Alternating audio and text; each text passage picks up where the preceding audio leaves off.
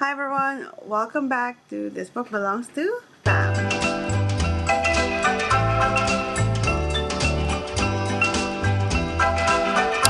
For today's video, we are going to be reading romance books for the entire week. I just thought it would be fun to just lean into the February theme and go with romance books. I'm gonna be doing this from today's Tuesday, until 1 week from now, and I'm just gonna try and read as many romance books as I can. I do have sort of like a TBR. It's mostly just the loans that I got from the library and a couple of books that I've been wanting to read for a while. So, first one is The Score by L. Kennedy. So this is the third book in the off-campus series. Probably gonna start with this one just because, it's a physical copy. It's fun reading something physical. And then a couple of the books that I have are gonna be in my Kindle. I just have my Libby app in here so I can see which books I have.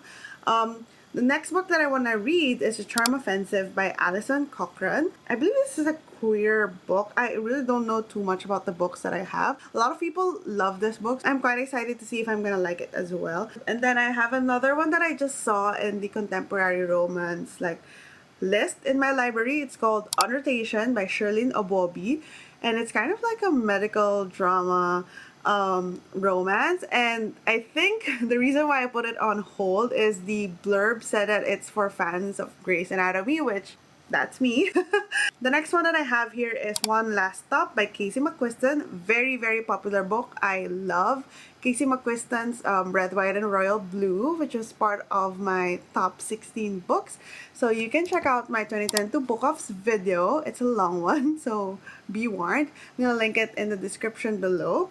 And yeah, I love that book, so hopefully I'm gonna like this one as well. I believe this one has a little bit more of magical realism elements to it. And then I also have Get a Life, Chloe Brown by Talia Hibbert, another book that is well loved by the entire book community. Still 2 weeks out, hopefully we get to it.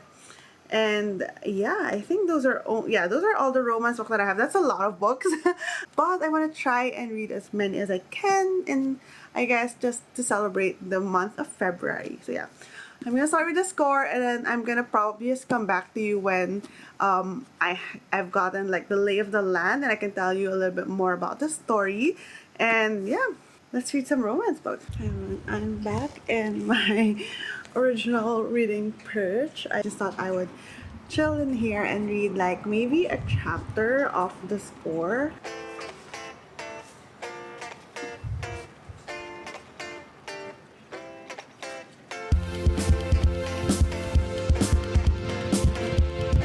I am 6 pages into The Score, and we get our first, I guess, cameo of Hannah and Garrett, and they're still the cutest ever. Honestly, it's like they're the parents of the group. I don't know, it feels like Garrett is like the father of the hockey boys, especially since he's the captain. And then Hannah is like this motherling of all of the girlfriends. Literally just 6 pages of our new girl, whose name is Allie Hayes. Apparently, Allie is Hannah's best friend, but for some reason, I don't really remember her. I'm gonna check the deal if Allie was mentioned there, but yeah, she's Hannah's best friend, and she has this boyfriend, now ex-boyfriend, Sean, who's basically harassing her because this guy is the type of guy who's good at sweet talking you. They've broken up 4 times in the last 3 years. So this guy, Sean, her ex-boyfriend, wants to go to her and basically convince her to get back together, and she doesn't want any of that. So Hannah told her to just go to Garrett's house, the one with the hockey boys, and just stay there for the night so that Sean can't get to her. And even if he did, the hockey boys are there to basically guard her. There's 2 hockey boys there. There's Dean De Laurentiis, which is, the fuckboy of the group. And there's Tuck, which is kind of like Big Bear of the group. I don't know, it just feels like a cuddly bear from what I've read about him so far.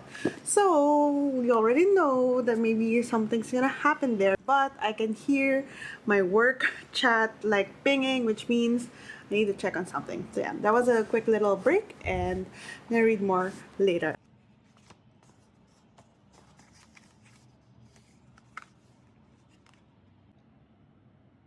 Hi everyone, I have made it to page 100, like exactly page 100, which is chapter 10 of the score.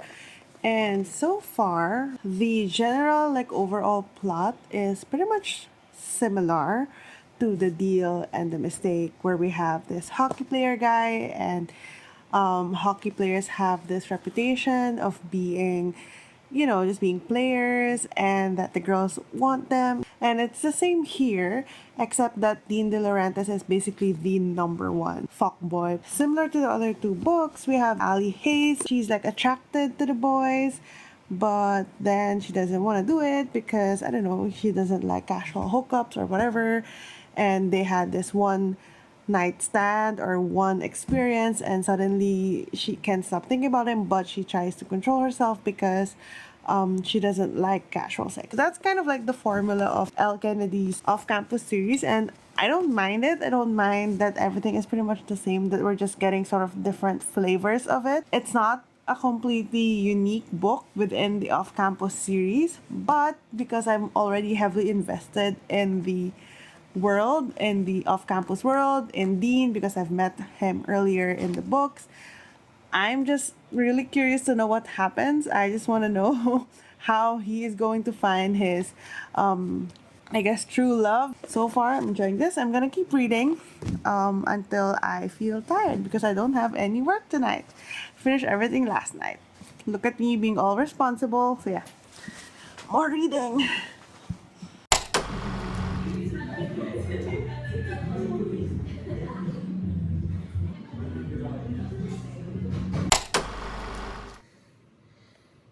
Did you have fun yesterday? Hi, bro. It's the next day, and I'm sick. But I just wanted to do an update since we're reading romance for a week. I'm not gonna skip it. So I have finished the score last night, and I enjoyed it. It was a really fun read. I think it's a lot more developed than The Mistake. It gave me the same feeling vibe that I had with The Deal, which is that I really enjoyed both characters. We're gonna talk more about it later when I wrap up all of the books that I read for this reading vlog. But yeah, while the third act conflict was resolved really, really fast, I do think that this one is a lot more realistic than the third act conflicts in the previous two books. So I quite enjoyed that one. I'm gonna start reading A Charm Offensive today. I already have it from the library, and I'm super excited for this one, Charm Offensive. And I'm gonna start reading that today while I wallow in my sickness in bed. I still have work though, so I'm still doing some work from my laptop, but yeah, hopefully this thing passes because it's not gonna be fun vlogging while sick. And I just want to read romances. Just let me read my romance books, okay? So yeah, I'm just gonna read now. Sorry about all of this. You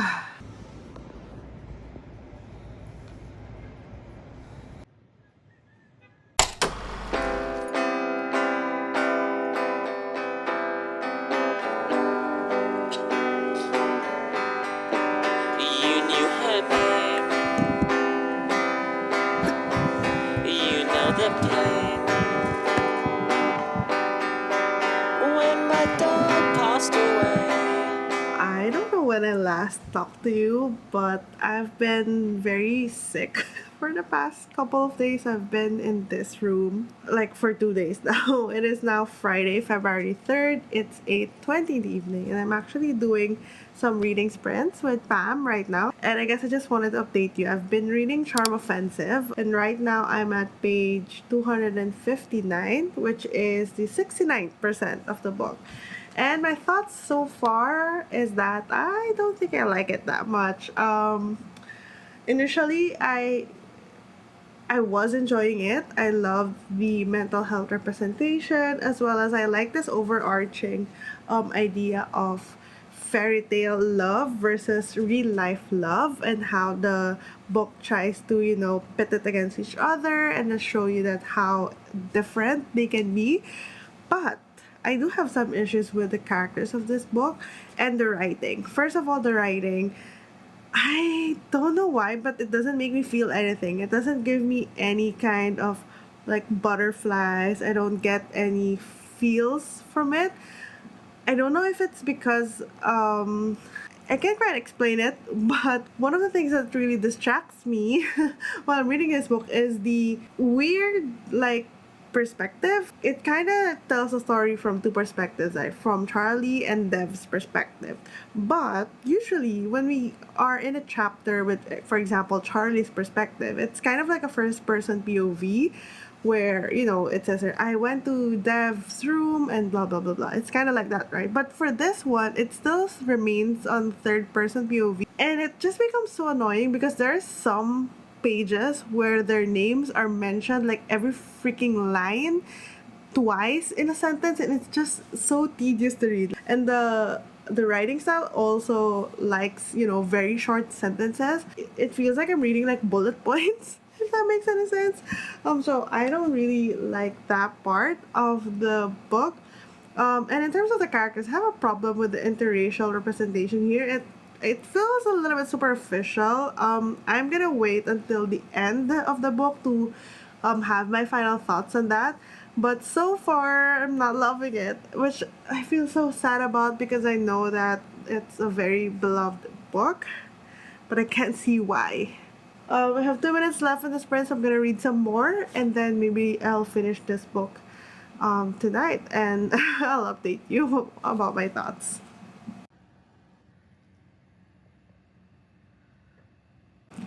Hi everyone.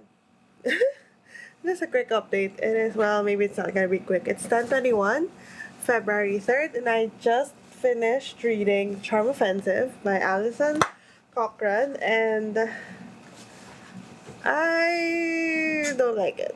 I kind of hate it.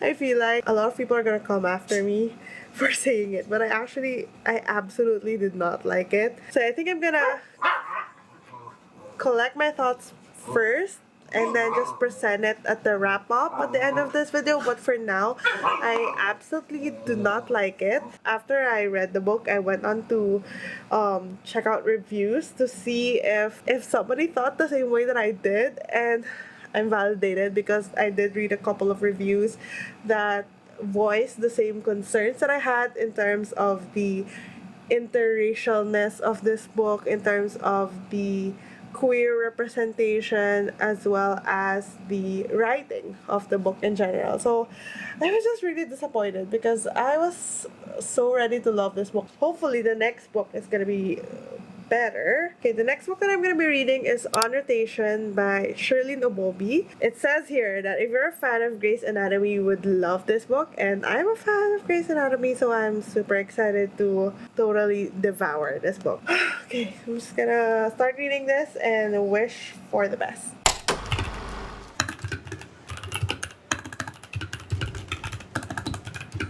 Hi everyone, I am back. Alive, and I finished You Made a Fool of Death with Your Beauty today. I finished it this morning. I listened to this in audiobook and I gave it 3.5 stars. I think I was really intrigued by this because of the themes that were explored. So it talked a lot about grief and coping with grief, as well as I guess that balance between selfishness and like taking space, that sort of like kind of delicate balance, as well as I don't know, finding happiness and things like that. It's a very interesting book. Akwaeke Emezi's writing is really amazing. It has such beautiful prose. I find that the descriptive language was very immersive. Like I could really imagine everything that she was describing, from the glass house to the mountains to the gardens. Now I am gonna go back to the book that I was gonna read, which was On Rotation by Shirlene Obobi.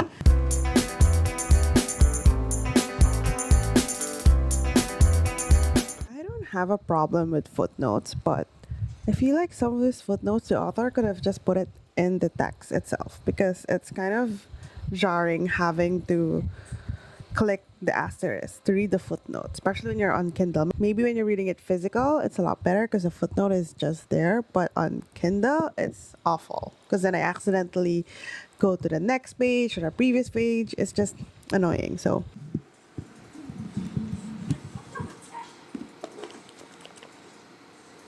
Hi everyone. I just finished my work and the creative side of my brain is incredibly tapped out right now. So I'm just gonna lie down here, read my book until I have to go and be an adult again. Okay.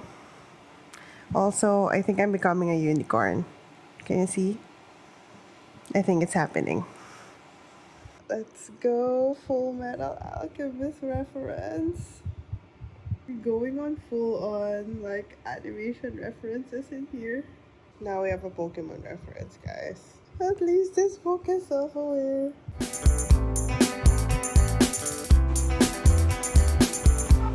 Oh my god, I can't. This book is just so funny. Kirkland signature, Chris Evans. Hi everyone, good morning. It is now Wednesday. It's 11:38 a.m. Not exactly morning, and it's fine. I had a late start to the day because I ended up sleeping at like 4 in the morning because I finished the book that I was reading, which is Annotation by Shirley Nabobi. And I love that book. It was such an amazing reading experience for me. That book had me laughing, crying, frustrated, all of the feelings. And I don't know, I just had so much fun reading that book. But I don't think I've ever really told you what the book is about. We are following a Ghanaian American medical student, Angie Apia. She's very much a straight-laced student who has followed the path laid out for her entire life. She gets all the straight A's, very much followed her parents all her life. And then one day, just things just come crashing down on her. Her boyfriend of 3 years decided that he's done with her, that he wasn't really, into that committed relationship with her. Like he breaks up with her right before they were about to drive to her parents' house. And then she gets her step one score. So step one is kind of an important test that will pretty much determine where you're gonna spend your entire residency. She didn't do great. Now everything is in shambles. She ends up going back to her own place early. She decided to go on a little detour, visit like this little art fair going on. And while she was going to the art fair, she happened upon this public garden that seemed very empty, very serene. So she went in and bless her, she had a good cry in there. So while that was happening, somebody tapped her. It's the main guy, Ricky. He basically just asked if she was okay and if he could paint her. So that's the start of the book, essentially. I don't know if I explained that right, but the reason I picked up this book, because I picked this up on random, the reason I picked up this book was because it said in the blurb, like literally the very first phrase is for fans of Grey's Anatomy. And I'm like, that's me. That's me. I need this book right now. So I picked it up and I'm so glad I read it because it was so funny. I loved it so much. I really love our main character, Angie. She's not a perfect person, but honestly nobody is. But she just has her heart on her sleeves and she has a lot of love to give, but not a lot of people around her who want to like stick around to receive that love, if you will. And she just feels lonely all the time, but she's also this type of person who's driven and determined to go after what she wants to do in life. Like she wants to become a doctor, she wants to um, do research on the disparity in medical care for black people. And she just has a lot of heart, and that gets her in trouble sometimes. She gets her heart broken, she makes a lot of mistakes, she overthinks a lot because of this. But it just shows you that she is a very big hearted person, and I just love that about her. And I really related so much on her sort of, I guess, internal struggle of um feeling like there's not a lot of people who are invested in her success and in her um I guess in her well-being, if you will. And she feels a certain kind of loneliness in that, and I just felt for her so much. I just love her. The love interest, Ricky, I'm hot and cold with him. I understand where he's coming from and I can see that he's a good man. um he just has a lot of things that he needs to work through as well. Both of them do.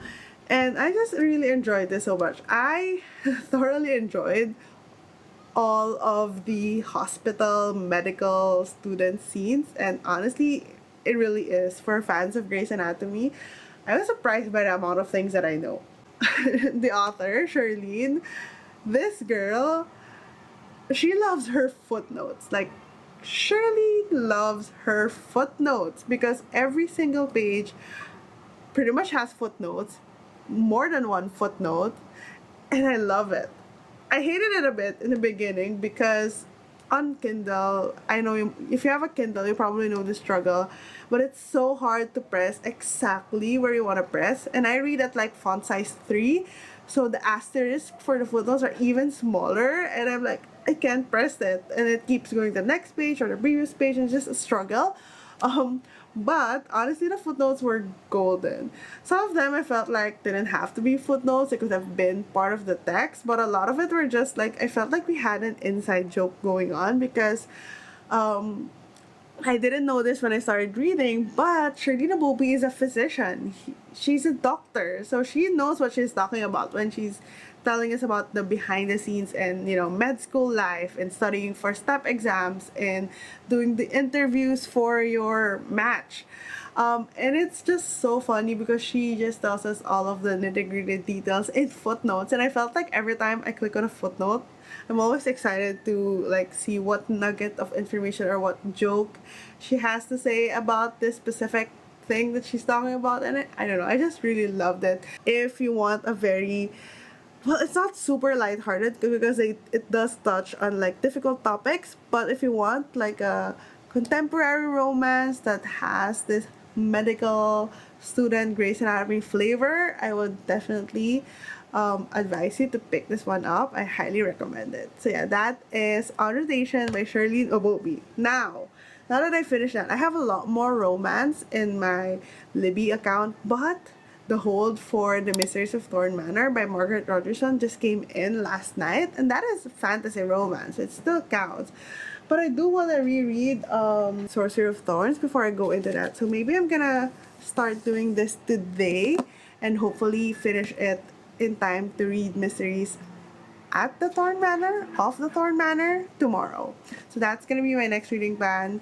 I'm gonna ditch basically all of the other books that I have on Libby so I could go in this one because I don't know, I just want a change of pace. And fantasy romance, one of my favorites, that is the key.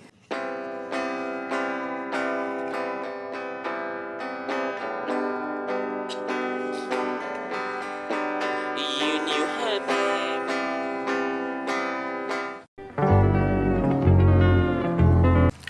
Hi everyone. It has been a couple of days since I actually finished the reading romance books for a week's, I guess, challenge that I put myself into. But I'm here to just close out this vlog and recap all of the books that I read for this one. Technically, I only read 4 books for the week period for this video, but since then I've reread I guess a fantasy romance book and the novella sequel for that book.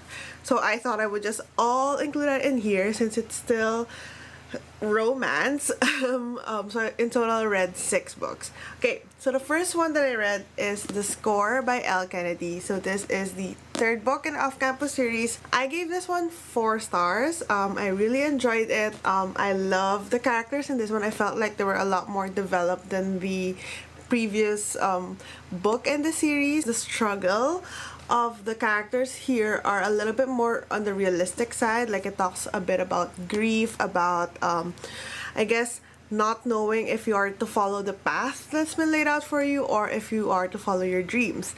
So I enjoy those themes a lot, and the characters are just really fun. The couple in here, I like them individually and as a couple. So I think that's really one of the main things that I look for in romance, is that I need to at least like the characters individually and like them together in order to fully enjoy a romance book, and this one did not disappoint. I think this is a lot of people's favorite book in the off-campus series, and I can see why. Okay, so that's the first book that I read, off to a good start. Second book that I read, I'm a little bit afraid to talk about because I know that this is kind of a favorite in the community, and I've only ever really seen good praises for it, or at least, average praises for it, but I did not like it at all. And you guessed it, it is The Charm Offensive by Alison Cochrane. Where do we begin with this one?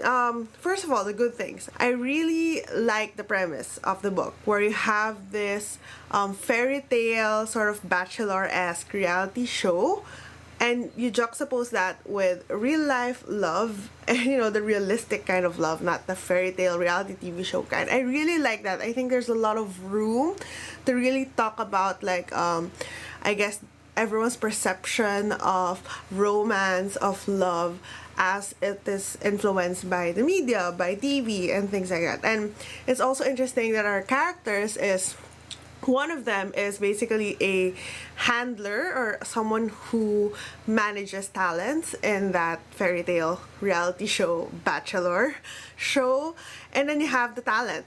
So it's kind of interesting. It's also like a workplace romance, and this is also a queer romance. One of them is gay, and one of them is more on the questioning, I guess, phase of things. And then there's also a lot of other openly LGBTQIA plus people in this book. Another thing that I like, with an asterisk, in this book is the mental health representation. I do think that there are portions here where I feel like anxiety and depression is well represented and well, I guess, described. But there are some scenes that I felt like were a little bit off in that regard. So with that said, what are the things that I did not like? First of all, the writing is not my favorite. It doesn't really vibe with me. It doesn't make me feel anything. It doesn't make me feel like the butterflies I usually get when reading romance. And it made me feel nothing. And that's not a good sign. Those are kind of minor things. The things that really irks me with this book is this whole very, I guess, clinical and somewhat performative way that certain topics have been discussed. So first off is the interracialness of this whole thing. I'm not sure if this is an issue with the marketing team, or maybe it's just the messaging got lost in the internet and it's been taken the wrong way. First thing I noticed is that it really felt like you could replace Dev, which is the Indian American, with any other character. Like literally any other character. Because there's nothing about him that makes me sort of think, oh, he's Indian American. I don't think you need to do in your face like call outs on the culture and whatever to make a character fully embody that culture, but it just feels like the author just basically said, oh, he's Indian American, and then that's it. We don't really get any detail that supports that, or at least that sort of builds that character. So it has to be a little bit more intentional, I think, is what I'm trying to get at. Next thing that sort of irks me is the whole LGBTQIA plus representation. Again, it felt very superficial. It felt like we were checking off boxes. Like it felt like, okay, we need a bisexual, check. We need a gay person here, check. We need someone who's pansexual, check. I guess I do appreciate that it's there in such a popular book, but I felt like it could be handled with a little bit more nuance and intention. That's just me. Anyway, I gave this book 2 stars. There were some good nuggets here and there, but I still don't think I could recommend this book to anyone. So yeah, that is the second book, The Charm Offensive. If you feel any differently, please let me know in the comments. I'm happy to hear your thoughts on it.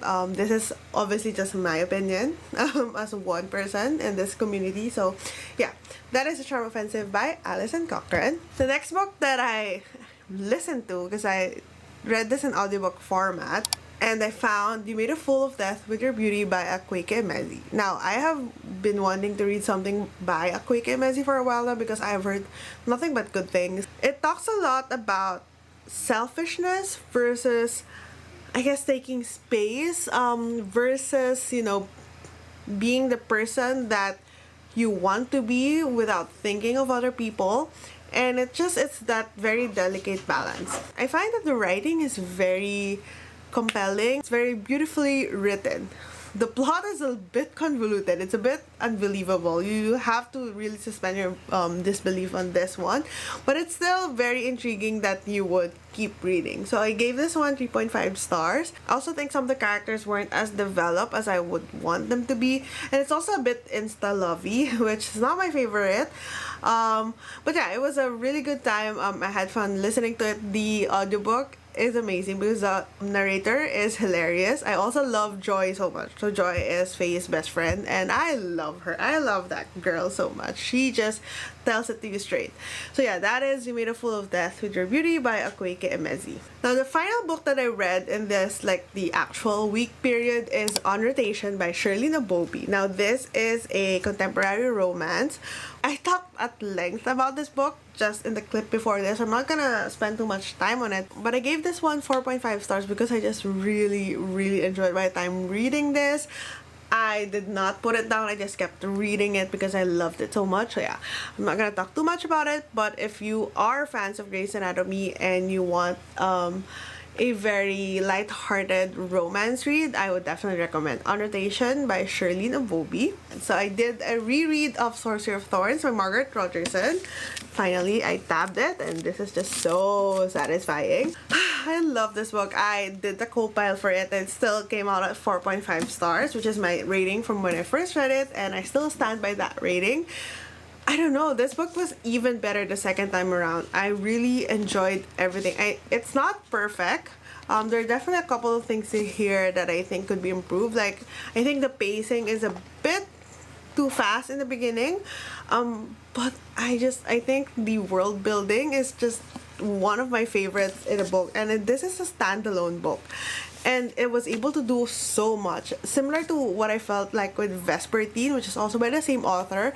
Felt like Margaret Rogerson is just really good at immersing you into this world. It's also like a Studio Ghibli film in book form, because that's just the vibe that you're getting with this one, and I just really enjoy this. The characters in this book are some of my favorites. Nathaniel Thorne will be the death of me. I just love his wit so much. I just finished rereading it and I want to read it again. So I think this is one of those books that's just reached the comfort read status for me. That is Sorcery of Thorns by Margaret Rogerson. In line with that, I read the novella sequel for this book, which is Mysteries of Thorn Manor. This is a very, very short book that just gives you a taste of the life of the two main characters from Sorcery of Thorns after the events that happened in this book. The houses of sorcerers in this book has like wards where it just protects the inhabitants of the manor. However, suddenly the wards start acting up, and they are just trying to figure out how to resolve this. So it's a very cozy, very chill book. It did talk a little bit about processing grief and understanding the nuances of this whole relationship that sorcerers have with their demons, because you can only become a sorcerer if you summon a demon and, I guess, take a little bit of their power, if you will. So yeah, that is Mysteries of Thorn Manor. I gave this one 4 stars. I just really enjoyed diving back into that world and seeing all of my favorite characters again. And yeah, that is it. Those are all of the books that I read for this reading romance for a week. That didn't turn out to be a week because I got sick, but that's beside the point. Most of them I really enjoyed, except for one book, I guess. So overall, I would say this is a win. Whatever you're celebrating this month, I just hope that that includes plans on, loving more of yourself, whether that means reading books that you really love, or diving into a new book. So yeah, that's it for this video, and I will see you in the next one. Bye.